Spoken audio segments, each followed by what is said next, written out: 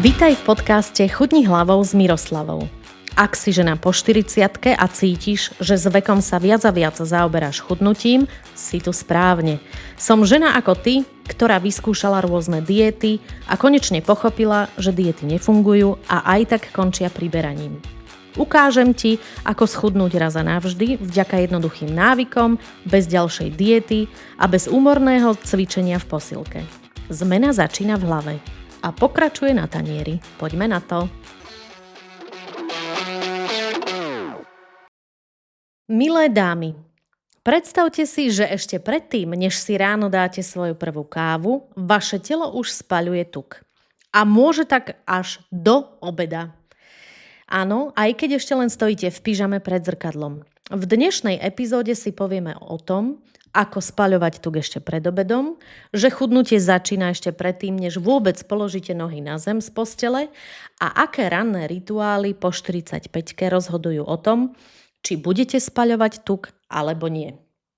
Ako sa hovorí, ranní ptáče dal do skáče, niečo na tom bude. Naše chudnutie nezačína pri raňajkách, začína oveľa skôr. Znie to neuveriteľne však.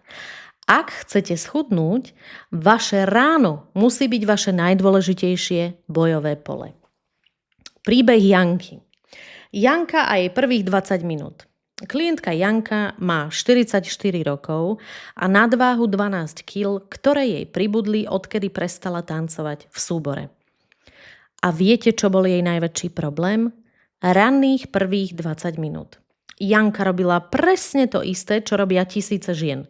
Otvorila oči, vzala mobil do ruky, prebehla Instagram, potom do kuchyne, dala si kávu s mliekom a čudovala sa, prečo má už o 9:30 neznesiteľný hlad. Keď sme to spoločne rozobrali, pochopila, že každé ráno vlastne spúšťala reťazovú reakciu. Stresový hormón kortizol vyskočil, mozog si vypýtal rýchlu energiu a bolo po chudnutí ešte pred obedom.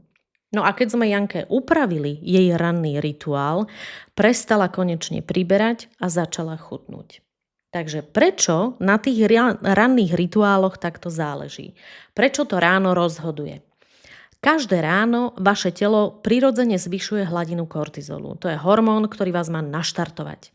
Zjednodušene medzi 5. až 8 hodinou ráno prirodzene ten kortizol stúpa, dáva vám to štart do dňa.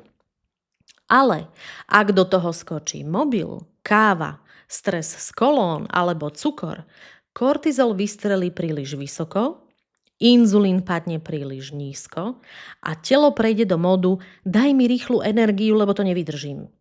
Pre nás, ženy po 45-ke, je toto najväčší dôvod, prečo máme ranný hlad neznesiteľný, po obede chute na sladké, večer vyjedáme, potom pomaly chudneme a máme nedostatok energie. Všetko to totižto začína ráno. A práve preto vám dnes poviem také tipy na ranné rituály, ktoré by ste mohli si dať do svojho života a nastavia tieto rituály váš deň tak, aby ste mali stabilný cukor v krvi, mali menej chuti na sladké a mali viac energie. Tak, aby to telo automaticky siahalo do tukových zásob ešte pred obedom, ešte čo najdlhšie, až kým sa znova nenajete. Takže 6 rituálov. Rituál číslo 1. Rituály pre spaľovanie tuku. Áno? Rituál číslo 1. Nevstávajte s mobilom. Keď prvé, čo ráno vidíte, je mobil, bombardujete mozog dopamínom. Vyvoláte stresovú reakciu, rozhádžete nervový systém, aktivujete chute a ešte ste ani nevstali. Rituál číslo 2. Nalejte do seba ráno vodu. Prečo? Lebo po 7 hodinách spánku ste dehydrovaná. Káva nie je hydratácia a káva s mliekom je prakticky jedlo. Telo je ráno vysušené a dehydratácia sa často tvári ako hlad. Preto ráno odporúčam veľký pohár vody pred kávou, pred jedlom. Rituál číslo 3. Krátke domáce naštartovanie sa. To telo, keď naštartujete napríklad skákaním, upratovaním alebo nejakým vysokointenzívnym intervalovým tréningom, ja rozumiem, že nie každý má ráno energiu cvičiť, ani čas, ale každé telo miluje krátke zrýchlenie a prekrvenie. Vyberte si napríklad jednu z týchto 5-minútoviek. 5 minút tancovania na obľúbenú pesničku. 5 minút upratovania v rýchlom tempe. 5 minút drepy a pauza. A znova drepy a pauza. Alebo iba skáčte, ako keby ste skákali cez švihadlo. Rituál číslo 4. Zbavte sa ranného chaosu. Ako keby sa to dalo, že? Ale to sa dá, lebo chaotické ráno rovná sa chaotické jedenie. Dá sa pripraviť si oblečenie už večer? Áno, dá sa. Takže pripravte si čo najviac vecí večer. Pripravte si, fľašu, do ktorej si druhý deň dáte vodu, nachystajte si raňajky, alebo si to aspoň premyslite, čo si dáte. Pripravte si veci do práce, urobte si taký ranný autopilot zoznam. Naplánujte si jednoducho svoj deň skôr, než ho za vás naplánuje niekto iný. Toto je mindset, ktorý mení telo aj dušu. Rituál číslo 5. 14-hodinový nočný pôst, fasting. Je to oddych pre vaše hormóny. Keď medzi večerou a raňajkami necháte aspoň 14 hodín pauzu, vaše telo zníži hladinu inzulínu, začne používať tuk ako energiu, stabilizuje hlad, ráno sa zobudíte ľahšie a nehladnejšie. Rituál číslo 6. Prvé 3 sústa nastavujú celý deň. Toto je šokujúce, ale pravdivé. Vaše prvé sústa určia, či budete celý deň hladná alebo pokojná a spokojná. Vy keď začnete deň pečivom, croissantom, ovocím, ovsenou kašou, ochuteným jogurtom s ovocím, vy štartujete cukor aj inzulín, čo vedie k hladu každé 2-3 hodiny a večernému sa prejedaniu. Naše ženské telo po 45-ke potrebuje čo?